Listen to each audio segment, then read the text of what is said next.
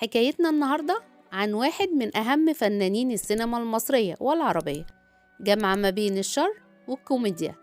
تعالوا نشوف الحكاية ايه. اتولد الفنان عادل أدهم في محافظة الإسكندرية سنة 1928، وكان والده موظف كبير بالحكومة ووالدته تركية.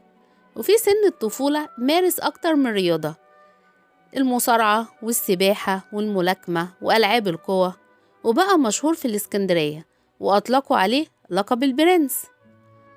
ترك الرياضة واتجه للتمثيل، وشافه أنور وجدي وقال له أنت ما تنفعش في التمثيل، واتجه عادل أدهم للرقص وبدأ في تعليم الرقص مع علي رضا.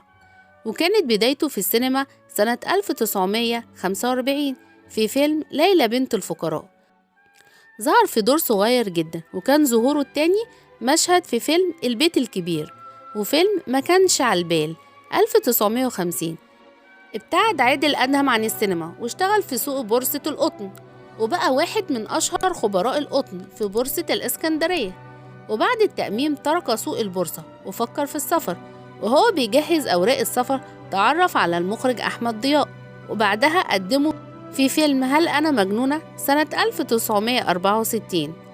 قدم الفنان عادل أدهم العديد من الأدوار اللي كانت بتتميز بخفة الدم، ومنها دوره في فيلم أخطر رجل في العالم، وفيلم الجاسوس، والسمانة والخريف، صرصرة فوق النيل، المذنبون، الشيطان يعظ، الراقصة والطبال، وفيلم الفرن. واشتهر بأدوار الشر وعديد من الأفلام المصرية.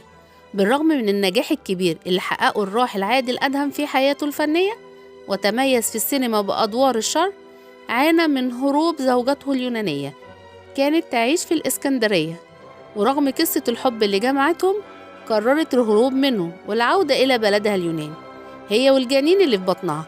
وده كان سبب عصبية عادل أدهم الزائدة اللي دفعته للاعتداء عليها، فكانت النتيجة إنها تهرب.